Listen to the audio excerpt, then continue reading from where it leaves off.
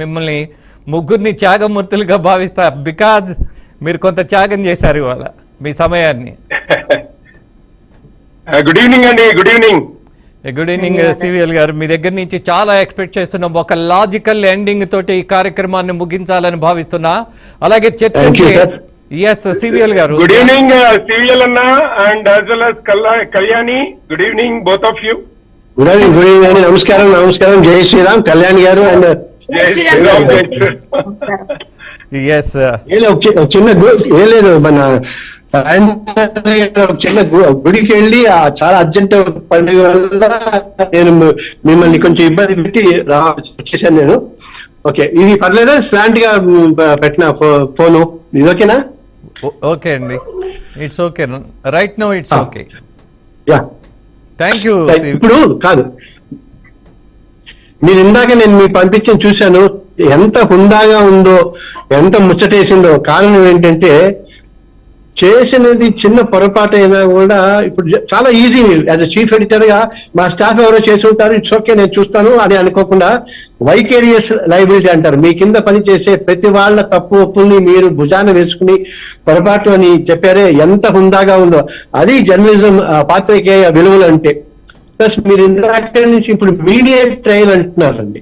మీడియట్ trial అంటే పాపం police వాళ్ళని పని చేసుకొని ఎట్లా, వాళ్ళని ఎంక్వైరీ చేసి ఇన్వెస్టిగేట్ చేసి ఛార్జ్ షీట్ వేసేలాగా ప్రయత్నం చేయని ఇట్లా, కోర్టుల్ని ట్రయల్ చేయని ఇట్లా, సాక్షుల్ని ప్రవేశపెట్టని ఇట్లా.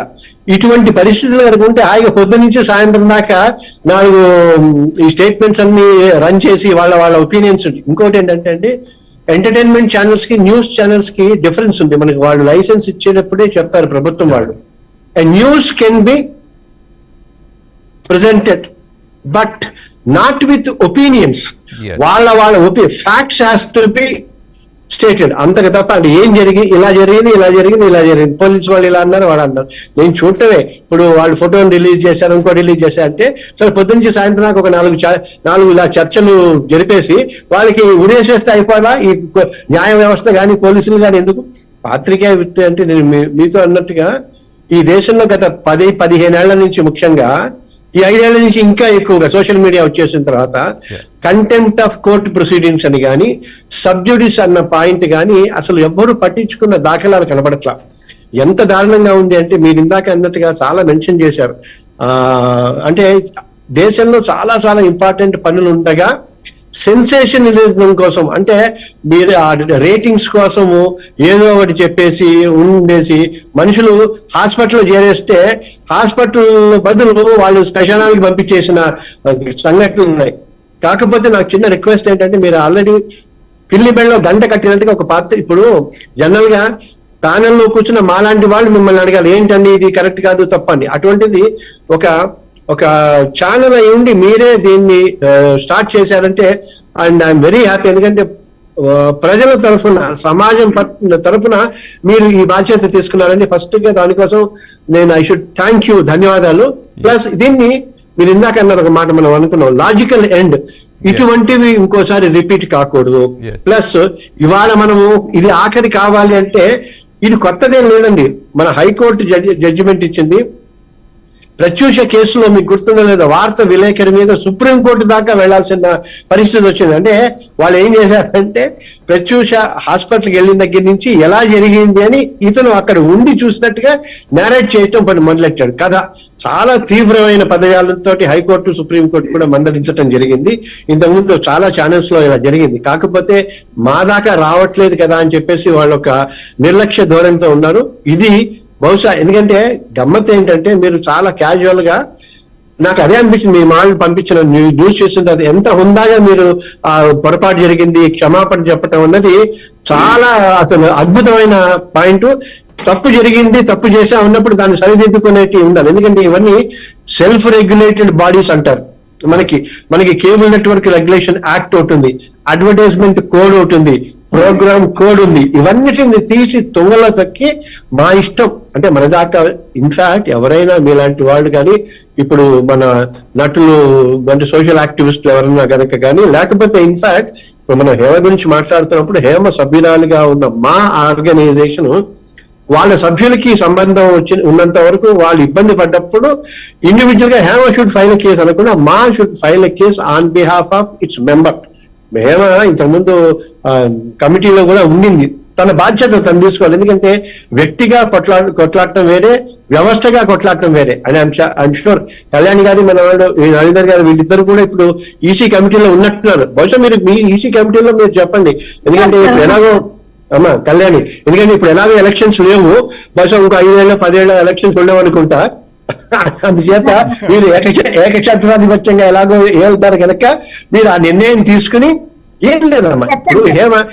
ఇప్పుడు మేము సానుభూతి చెప్తాం కానీ నీ దారి నువ్వు వెళ్తాం కానీ అంటానికి తర్వాత ఇప్పుడు మీరు కరాటే కళ్యాణిగా కాకుండా జాయింట్ సెక్రటరీనో లేకపోతే ఎగ్జిక్యూటివ్ కమిటీ మెంబర్ గాను ఆఫ్ మా లాగా మీరు వేశారనుకోండి, వ్యవస్థ మొత్తం మీ వెనకాల ఉంటుంది. అప్పుడు తనకి న్యాయం జరుగుతుంది, మిగతా మీడియా సంస్థలు కూడా భయపడతాయి. ఎందుకంటే మా హ్యాస్ క్వశ్చన్ అని, లేకపోతే ఒంటరి పోరాటం అయిపోతుంది. ఆయన ఇప్పుడు ఒక ఛానల్ గా ఆయన ముందుకు వచ్చారు రాజేందర్ గారు. ఐ థింక్ రాజేందర్ గారికి కదండి మీరు?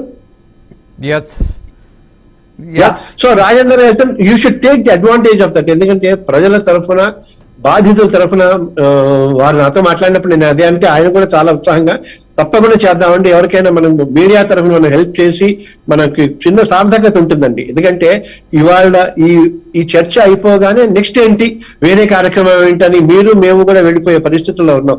ఒకసారి డ్యామేజ్ జరిగిన తర్వాత ఆ డ్యామేజ్ ని ఇప్పుడు అంతెందుకు మనకి లాలో శ్రీకాంత్ గారు కానీ హేమ గారు కానీ వెళ్ళి వాళ్ళ ఆయన్ని పట్టుకుంటే ₹1 కోటి 2 కోట్ల కేసు దావా వేయొచ్చు, లేదా కాంపెన్సేషన్ వేయొచ్చు, క్రిమినల్ డిఫర్మేషన్ వేయొచ్చు, అన్ని రకాల ఉంటాయి.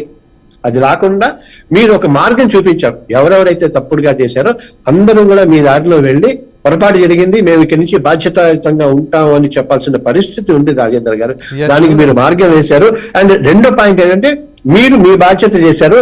నా request on behalf of Hema Kalyani గారికి, మీకు మా తరఫున మీరు ఒక నిర్ణయం తీసుకుని చిన్న రెజల్యూషన్, ఎంతసేపు గట్టిగా మీరు on phone executive body emergency call for చేసి ఆన్ ఫోన్, ఎందుకంటే ఇప్పుడు అన్ని కూడా కోర్టుల్లోనే వర్చువల్ అయిపోతున్నాయి, అంత టెక్నాలజీ ఉంది. అంతేగాని ఒక డేట్ ఫిక్స్ చేసుకుని వారం తర్వాత కలుగుతాం అని ఏం అక్కర్లా. మీరు ఆన్లైన్ లో చూసుకోండి, లేదా జూమ్ మీటింగ్ లో 1 గంట తర్వాత మీరు కలవండి. ఎస్ మా తనకి సంఘీభావం చేస్తుంది, తనకి జరిగిన తప్పుకి.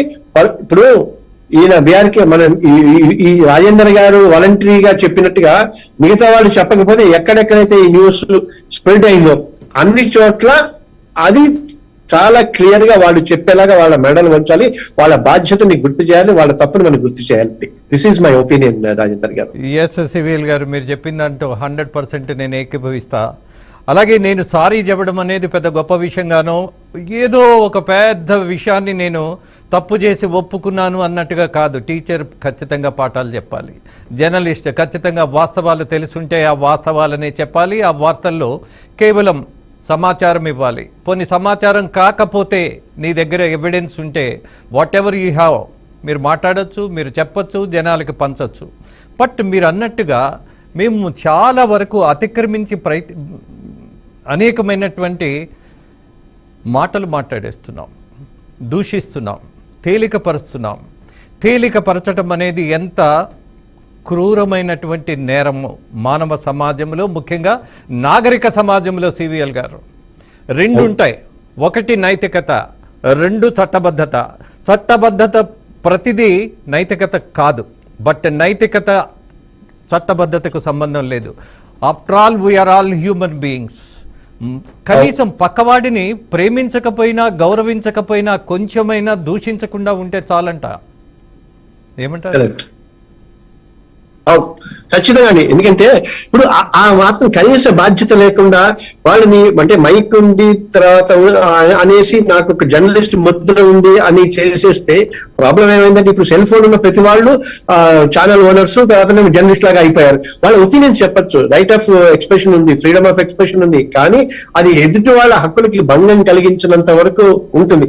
ఎందుకంటే ఆ కనీస ఇప్పుడు ప్రాబ్లం ఏమైందంటే సొసైటీ యాక్సెప్ట్ చేసిన నేరాల్లాగా ఇవన్నీ కూడా వస్తున్నాయి. ఇవి చాలా డేంజరస్. నేను చాలా మటుకు 10 ఏళ్ల పాటు నేను మాకి లీగల్ అడ్వైజర్ గా ఉన్నప్పుడు కూడా ఆ తర్వాత కొంతమంది పెద్ద పెద్ద నటులు చాలా ఇబ్బంది పడి సరే ఇలా జరుగుతుంది ఏంటంటే నేను I have told them association తరఫున కనుక ఈ ఇష్యూ కనుక టేకప్ చేస్తే, లేకపోతే కళ్యాణ్ గారు మీరు కరెక్ట్ టైంలో రాజేందర్ గారు ఉన్నారు, మీరిద్దరు రావడం నాకు చాలా ఆనందంగా ఉంది. ఎందుకంటే ఇప్పుడు మీటూ అని కానీ ఆడపిల్లలు కానీ ఇండివిజువల్స్ గా అందరూ వెళ్ళిపోయారు, ఎవరికి వాళ్ళు ఒంటరి పోరాటం చేస్తున్నారు. ఇప్పుడు మా అసోసియేషన్ మనందరం 100 కోట్లతో పెట్టి బిల్డింగ్ ఒక్కటే కాదు కదా, ఆత్మగౌరవానికి సంబంధించినంత వరకు తను ఎంత రాజేంద్ర గారు ఎంత ఫీల్ అయ్యి మన ఇంట్లో ఆడపిల్లకి జరిగితే మనం అలా ఉండగలుగుతామా అని అన్నాడు కదా. ఎందుకు ఎక్స్ప్లెనేషన్ ఇవ్వాల్సిన అవసరం ఏముంది ఇది తప్పు చేయకుండానే. అండ్ మీడియా ట్రయల్ అన్నది ఎట్టి పరిస్థితుల్లోనూ మనము యాక్సెప్ట్ చేయకుండా. అండ్ ఐఎమ్ షూర్ మాకి సంబంధించినంత వరకు ఇంటర్నల్ గా చిన్న ఆర్టిస్టుల తగ్గించి చాలా పెద్ద పెద్ద ఆర్టిస్టుల దాకా అనేక వెబ్సైట్లతోటి వాటితోటి బాధపడ్డ సంఘటనలు అనేకం ఉన్నాయి. సో దీన్ని ప్లీజ్ దయచేసి అడ్రస్ చేయండి. మీరు ముందుకు వస్తే ఖచ్చితంగా హేమ లాంటి వాళ్ళు, నేను ఒంటరిని ఇప్పుడు ఏదైనా అవసరం వస్తే ఫండ్ రైజింగ్ కో లేదా పెద్ద పెద్ద కార్యక్రమాలకు అందరం కలిసి కాకుండా ఇటువంటి ఇష్యూలో నేను ఒంటరి దాన్ని కాను అని చెప్పడం, అది ఎవరైనా కావచ్చు. ఎందుకంటే నాకు తెలిసి కళ్యాణి గారు కూడా ఫైట్ చేశారు, మాధవలత గారు ఫైట్ చేశారు, సుధా, ప్రతిభ, ఒకరంది ప్రగతి, చాలా మంది ఇండివిజువల్ ఫైట్ చేస్తున్నారు. అది చాలా తప్పు. ఈ సందర్భంగా మీరు ఆర్గనైజేషనల్ గా ఉండండి. అండ్ ఈ ఛానల్ వాళ్ళు మనకి ఖచ్చితంగా ఒక వే చూపించారు. ఇది మీరు ఇప్పుడు మేము రేపు నోటీస్ ఇచ్చినా ఏం చేస్తారు, మీరు చేసే పొరపాటుకి మీరు ఎక్స్ అమౌంట్ డ్యామేజెస్ చేయండి. అలాగే పబ్లిక్ గా మీరు ఎంతవరకు ఎంత న్యూస్ ఇస్తారో అంత ప్రామినెంట్ గా మీరు ఆ పేపర్ లో ప్రింట్ చేయటం కానీ ఆ ప్రైమ్ టైమ్ లో మీ మీ క్షమాపణ చెప్పండి అంటాం. అది ఆల్రెడీ ఆయన ఒక వే చూపించారు, చాలా చిన్నది.